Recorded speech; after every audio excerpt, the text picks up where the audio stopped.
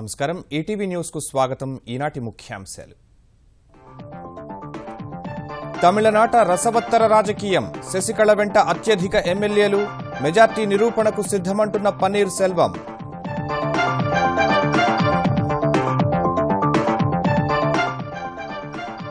ఎత్తుకు పై ఎత్తుల్లో ఇరు వర్గాలు ఎమ్మెల్యేతో చిన్నమ్మ క్యాంప్ రాజకీయం శశికళను ఇరుకున పెట్టే యత్నాల్లో ఆపద్ధర్మ ముఖ్యమంత్రి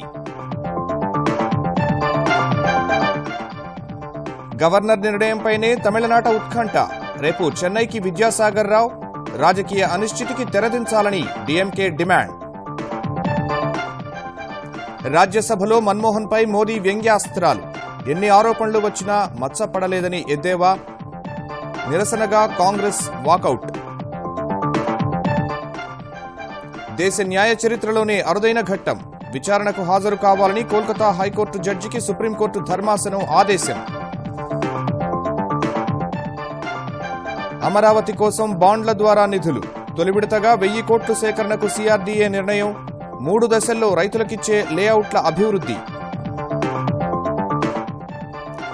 పొదుపు ఖాతాదారులకు ఊరట మార్చి 13 నుంచి నగదు ఉపసంహరణలపై ఆంక్షల ఎత్తివేత కీలక వడ్డీ రేట్లు యథాతథంగా ఉంచిన ఆర్బీఐ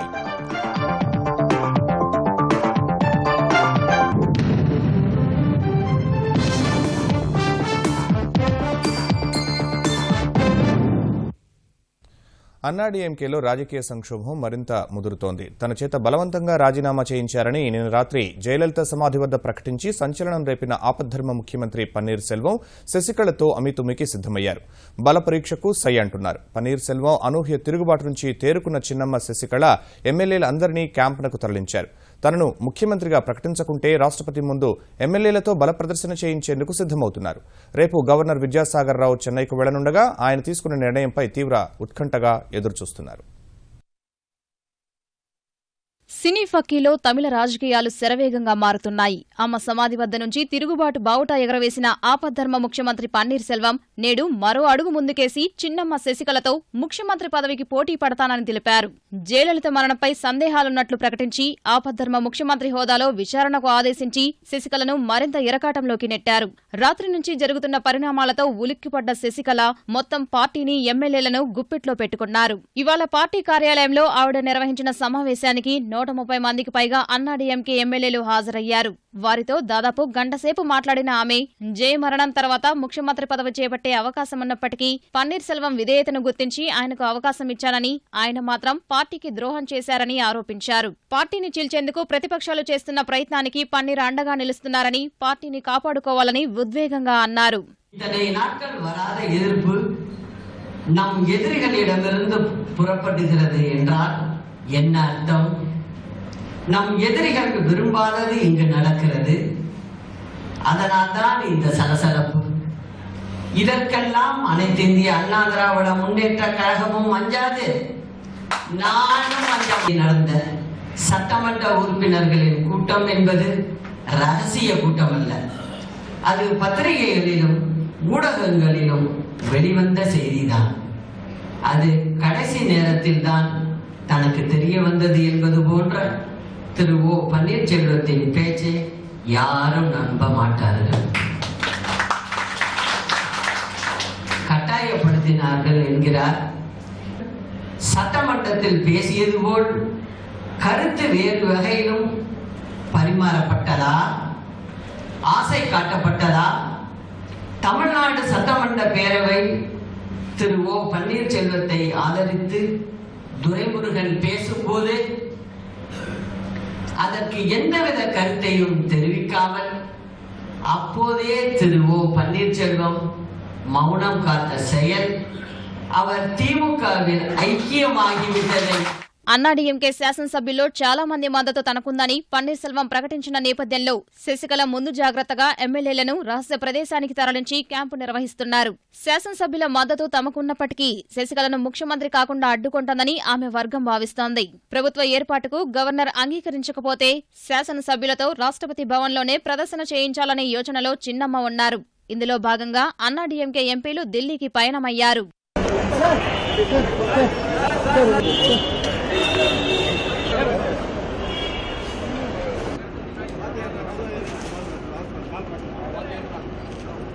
మరోవైపు శశికళపై నిరసన స్వరం మరింత పెంచిన పన్నీర్ సెల్వం పార్టీకి ద్రోహం చేయలేదన్నారు. ముఖ్యమంత్రి పదవికి చేసిన రాజీనామా వెనక్కు తీసుకునేందుకు సిద్ధమని ప్రకటించారు. అన్నాడీఎంకే కోశాధికారి పదవి నుంచి తనను తప్పించే అధికారం శశికళకు లేదన్నారు. అసాధారణ పరిస్థితుల్లో శశికళ అన్నాడీఎంకే తాత్కాలిక ప్రధాన కార్యదర్శిగా నియమితులైనట్లు తెలిపిన పన్నీర్ సెల్వం ఎంజీ రామచంద్రన్ రూపొందించిన పార్టీ రాజ్యాంగం ప్రకారం పార్టీలో ప్రాథమిక సభ్యులంతా ఎన్నుకునే ప్రధాన కార్యదర్శికే పార్టీ పదవుల నుంచి ఎవరినైనా తొలగించే అధికారం ఉంటుందని వ్యాఖ్యానించారు. ప్రజాస్వామ్య పద్ధతిలో త్వరలోనే ప్రధాన కార్యదర్శిని ఎన్నుకుంటామన్నారు. அப்பொழுதும் சரி இப்பொழுதும் சரி மாண்புமிகு அம்மாவுடைய கொள்கைகளுக்கு கோட்பாடுகளுக்கு அம்மாவுடைய எண்ணங்களுக்கு சிறு குண்டுமணி அளவுடன் நான் குறையாமல் என்னுடைய பணியை கடமையை ஆற்றுவேன் என்பதனை நான் தெரிவித்துக் கொள்கிறேன். நிறைய சட்டமன்ற உறுப்பினர் என்னோட தொடர்பு கொண்டு பேசிக்கொண்டுதான் இருக்கிறார். நான் நேற்றே சொல்லியிருக்கிறேன், உறுதியாக நாங்கள் வெற்றி வருவோம். மக்கள் சக்தியோடு. తమిళనాట నెలకొన్న రాజకీయ అనిశ్చితిపై కేంద్రం ఎలాంటి వైఖరి తీసుకోబోతుందన్నది కీలకంగా మారింది. జరుగుతున్న పరిణామాలను గమనిస్తే కేంద్రం ఈ విషయంలో వేచి చూసే ధోరణి అవలంబిస్తున్నట్లుగా తెలుస్తోంది. ప్రస్తుతం ఆయనకు శాసనసభ్యుల మద్దతు లేకపోయినప్పటికీ పార్టీ కార్యకర్తలు నైతిక మద్దతు ఇస్తున్నారనే విశ్లేషణలు ఉన్నాయి. సోషల్ మీడియాలో పన్నీర్కు పెరుగుతున్న మద్దతే అందుకు నిదర్శనం.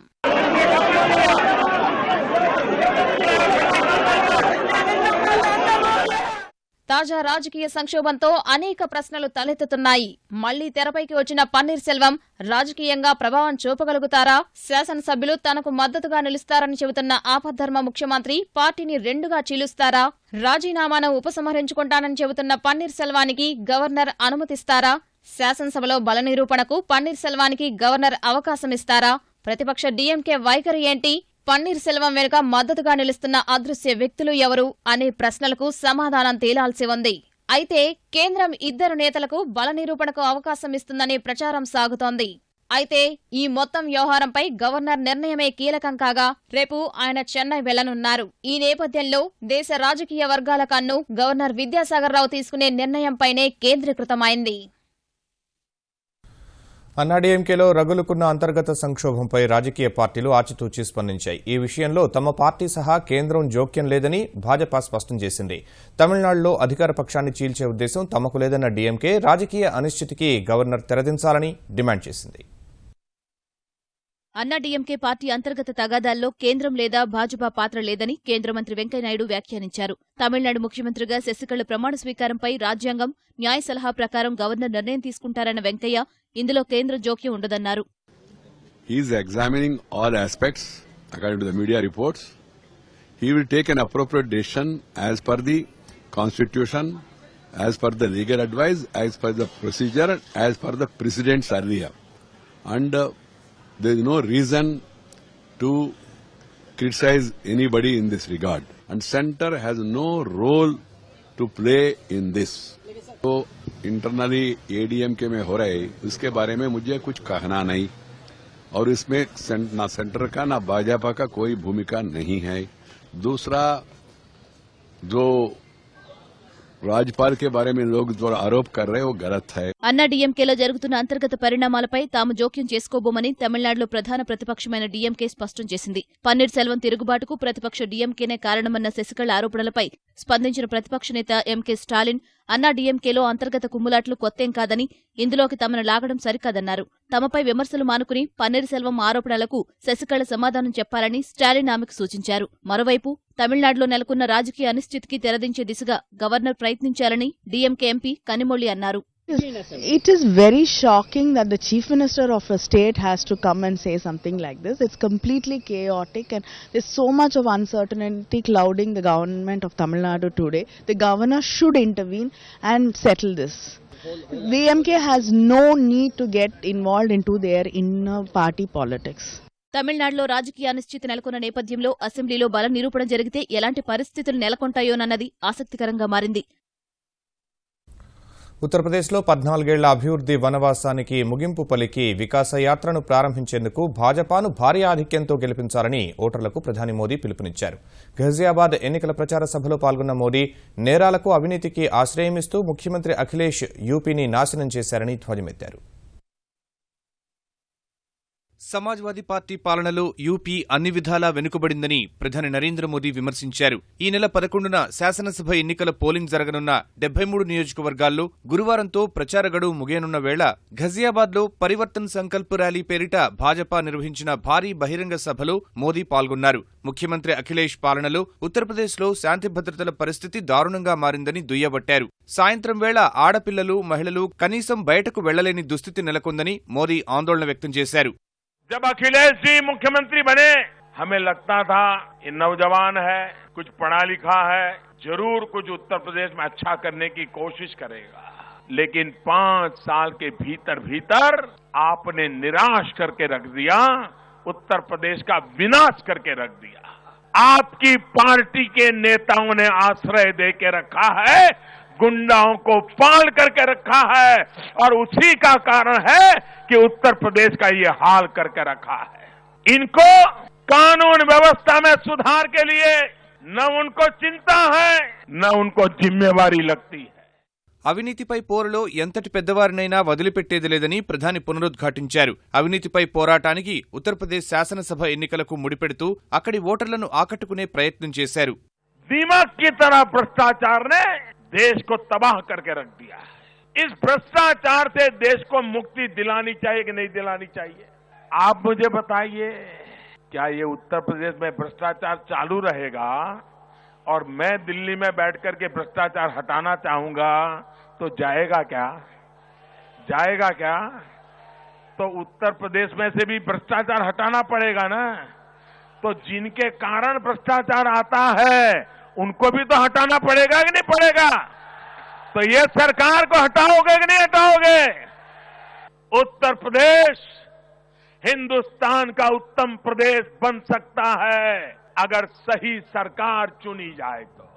और इसलिए सारे उत्तर प्रदेश को मैं कहता हूं, विकास के वनवास से मुक्ति पानी है और विकास की यात्रा पे आगे बढ़ना है और इसलिए भारतीय जनता पार्टी को भारी बहुमत से विजयी बनाना है।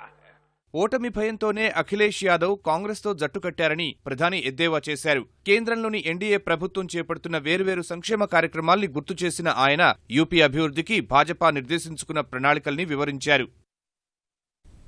వ్యవస్థలను మోసగిస్తున్న వారిపై కఠిన చర్యలు చేపట్టినప్పుడే పేదలకు మేలు జరుగుతుందని ప్రధాని నరేంద్ర మోదీ వ్యాఖ్యానించారు. రాష్ట్రపతి ప్రసంగానికి ధన్యవాదాలు తెలిపే తీర్మానంపై రాజ్యసభలో జరిగిన చర్చలో పాల్గొన్న ఆయన అవినీతి నిర్మూలనకు ప్రభుత్వం తీసుకుంటున్న చర్యలను వివరించారు. పెద్ద నోట్ల రద్దుతో నకిలీ నోట్లు నిర్వీర్యం అయ్యాయన్న ప్రధాని నవంబర్ 8 ప్రకటన తర్వాత సుమారు 700 మంది వామపక్ష తీవ్రవాదులు లొంగిపోయారన్నారు. పెద్ద నోట్ల రద్దు తర్వాత ఆర్బీఐ గవర్నర్పై కొందరు విమర్శలు చేయడాన్ని ఆయన తప్పుబట్టారు. ఈ క్రమంలో మాజీ ప్రధాని మన్మోహన్ పై మోదీ చేసిన వ్యాఖ్యలకు నిరసనగా కాంగ్రెస్ సభ నుంచి వాకౌట్ చేసింది. डॉक्टर मनमोहन सिंह जी पूर्व प्रधानमंत्री हैं, आदरणीय व्यक्ति हैं और हिंदुस्तान में पिछले 30-35 साल भारत के आर्थिक निर्णयों के साथ उनका सीधा संबंध रहा। इस देश में शायद ही कोई ऐसा अर्थ जगत का व्यक्ति होगा जिसने हिंदुस्तान के 70 साल की आजादी में आधा समय एक ही व्यक्ति का इतना दबदबा रहा हो और कितने घोटालों की बातें आई, लेकिन खास करके हम राजनेताओं ने डॉक्टर साहब से बहुत कुछ सीखने जैसा है। इतना सारा हुआ, उन पर एक दाग नहीं लगा। बाथरूम में रेनकोट पहन करके नहाना, ये कला तो डॉक्टर साहब ही जानते हैं और कोई नहीं जानता। ద్రవ్యోల్బణ సరళి అభివృద్ధిపై నోట్ల రద్దు చూపుతున్న ప్రభావం విషయంలో వేచి చూసే ధోరణిలో ఉన్న భారతీయ రిజర్వ్ బ్యాంక్ వరుసగా రెండో ద్రవ్యప్రప్తి సమీక్షలోనూ వడ్డీ రేట్లలో మార్పులు చేయలేదు. ప్రస్తుత ఆర్థిక సంవత్సరంలో దేశ వృద్ధి రేటును 7.1% నుంచి 6.9%కి తగ్గించింది. అయితే వచ్చే ఏడాది 7.4% వృద్ధి ఖాయమని అంచనా వేసింది. బ్యాంకు పొదుపు ఖాతాల నుంచి నగదు ఉపసంహరణ ఆంక్షలను వచ్చే నెల 13 నుంచి పూర్తిగా ఎత్తివేయనున్నట్టు ఆర్బీఐ ప్రకటించింది.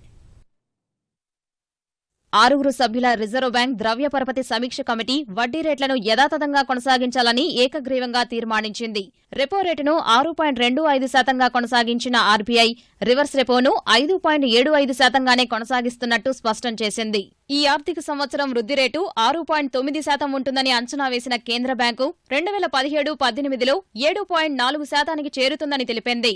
2017-18 ఆర్థిక సంవత్సరం తొలి అర్ధభాగంలో ద్రవ్యోల్బణం 4 నుంచి 4.5% వరకు ఉంటుందని అంచనా వేసిన ఆర్బీఐ రెండో అర్ధభాగంలో ద్రవ్యోల్బణం 4.5 నుంచి 5% వరకు ఉంటుందని గవర్నర్ ఉర్జిత్ పటేల్ వివరించారు. ద్రవ్య పరపతి సమీక్ష జోలికి వెళ్లని ఆర్బీఐ నోట్ల ఉపసంహరణపై మాత్రం దేశ ప్రజలకు అతిపెద్ద ఊరటనిచ్చే నిర్ణయాన్ని తీసుకుంది.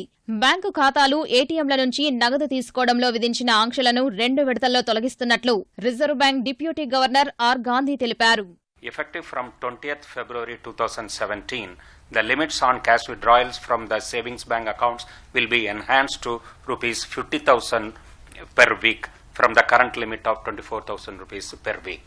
Effective from 13th March 2017, there will be no limits prescribed by the Reserve Bank on cash withdrawals from savings bank accounts. జనవరి 27 నాటికి దేశం మొత్తం మీద చలామణిలో ఉన్న నగదు విలువ 9.92 లక్షల కోట్ల రూపాయలుగా ఆర్బీఐ లెక్క తేల్చింది. ఇందులో కొత్త 500, 2,000 రూపాయల నోట్లు కూడా ఉన్నాయని తెలిపింది. కొత్తగా తీసుకొచ్చిన 2,500 నోట్లకు నకిలీ తయారు చేయడం అసాధ్యమని RBI deputy governor SS Mundra అన్నారు. ఇటీవల దొరికినవి జిరాక్స్ కాపీలేనన్నారు. సైబర్ భద్రతను పటిష్టపరిచేందుకు ఇంటర్ డిసిప్లినరీ ప్యానెల్ను ఏర్పాటు చేయాలని ఆర్బీఐ నిర్ణయించింది. వివిధ వ్యక్తుల నుంచి వచ్చే బెదిరింపులపై ఎలా వ్యవహరించాలో ఈ ప్యానెల్ అధ్యయనం చేయనుంది. రాజధాని ప్రాంత అభివృద్ధికి నిధులను సేకరించేందుకు 1,000 కోట్ల రూపాయల బాండ్లను జారీ చేయడానికి ముఖ్యమంత్రి చంద్రబాబు ఆమోదం తెలిపారు.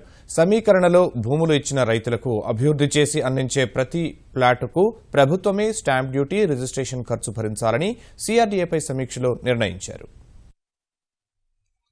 రాజధానిలోని భూ సమీకరణాల స్థలాల లేఅవుట్స్ ను 3 దశలలో అభివృద్ధి చేయాలని సచివాలయంలో నిర్వహించిన సీఆర్డీఏ సమీక్షలో ముఖ్యమంత్రి చంద్రబాబు ఆదేశించారు. రాజధాని నగరంలో మౌలిక వసతుల కల్పనకు హడ్కో నుంచి త్వరలో నిధులు విడుదల కానున్నందున లేఅవుట్స్ అభివృద్ధి కోసం టెండర్లు ఆహ్వానించేందుకు సిద్దమవుతున్నట్లు సీఆర్డీఏ కమిషనర్ చెరుకూరి శ్రీధర్ ముఖ్యమంత్రికి వివరించారు. టెండర్ల ప్రక్రియలో ప్రవేశించడం ద్వారా లిటిగేషన్లు పెట్టి న్యాయస్థానాలకు వెళ్లి అభివృద్ధిని అడ్డుకోవాలని చూసే శక్తుల పట్ల అప్రమత్తంగా ఉండాలని ముఖ్యమంత్రి హెచ్చరించారు. కేంద్రం ఇచ్చిన 1,050 కోట్ల రూపాయల నిధుల వినియోగానికి సంబంధించి యుటిలైజేషన్ సర్టిఫికేట్ సమర్పించినట్టు సీఆర్డీఏ కమిషనర్ తెలిపారు. హడ్కో అందించే 7,500 కోట్ల రూపాయల రుణానికి సంబంధించిన తాజా వివరాలు తెలియజేశారు. ఐఐటీలు, ఐఐఎంలు, బిజినెస్ స్కూల్స్, ఆర్కిటెక్చర్ కళాశాలల విద్యార్థులను ఇంటర్న్షిప్ కింద తీసుకుని సీఆర్డీఏ అభివృద్ధి కార్యక్రమాలలో భాగస్వాములు చేస్తున్నట్లు చెప్పారు. ఇందుకోసం రూపొందించిన ఇంటర్న్షిప్ పాలసీకి చంద్రబాబు ఆమోదం తెలిపారు. స్థానిక విద్యార్థులకు ప్రాధాన్యం ఇవ్వాలని ముఖ్యమంత్రి సూచించారు. ఇందుకు అవసరమయ్యే అదనపు వ్యయానికి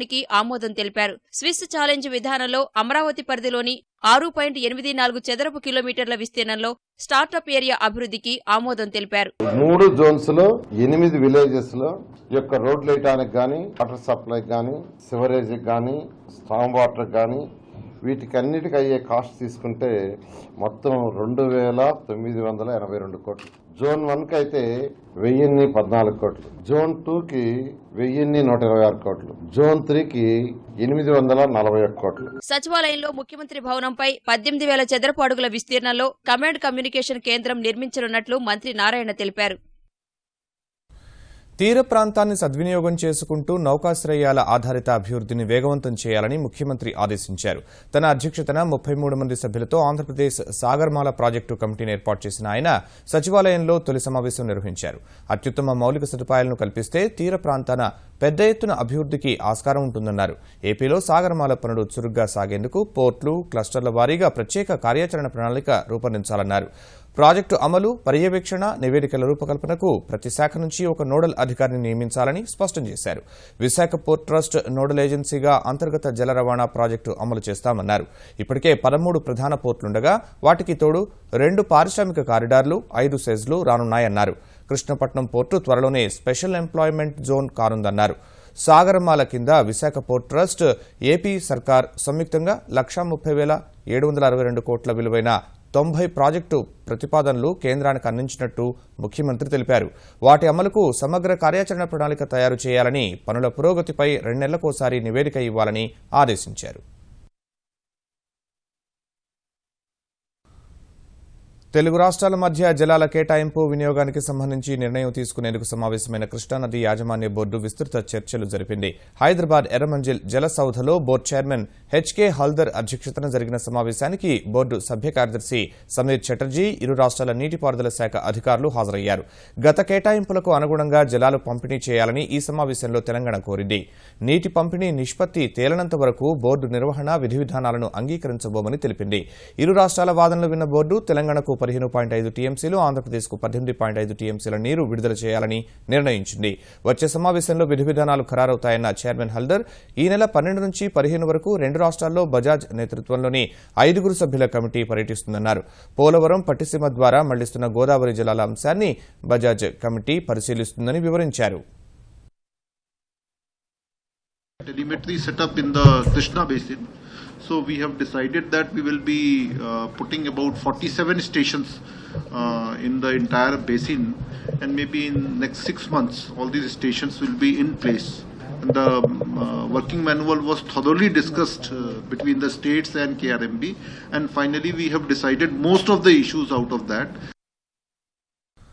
జులైలోపు సిద్దిపేటలోని ప్రతి ఇంటికి రక్షిత మంచినీరు అందిస్తామని తెలంగాణ నీటిపారుదల మంత్రి హరీష్ రావు స్పష్టం చేశారు. అంతకుముందే సిద్దిపేట జిల్లాను బహిరంగ మలమూత్ర విసర్జన రహిత జిల్లాగా చేయాల్సిన బాధ్యత ప్రజలపై ఉందని సూచించారు.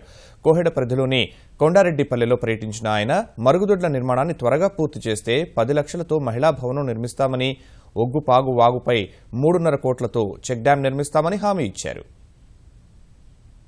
అమెరికా వలస విధానంలో మరో కీలక మార్పునకు రంగం సిద్దమైంది. అమెరికాలో స్థిర నివాసం ఏర్పరచుకోవాలనుకునే ప్రవాస భారతీయులు సహా విదేశీయుల ఆశలపై నీళ్లు చల్లుతూ వండివార్చిన బిల్లును 2 చట్టసభ్యులు అమెరికా ఎగువ సభలో ప్రవేశపెట్టారు.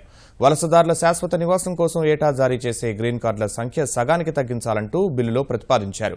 2015లో 10,50,000 మంది విదేశీయులకు అమెరికా సర్కారు గ్రీన్ కార్డులు జారీ చేయగా, బిల్లు ఆమోదం పొందితే తొలి ఏడాది ఆ సంఖ్యను 6,38,000కు, 10వ ఏడాది 5,40,000కు తగ్గించాలని ప్రతిపాదించారు.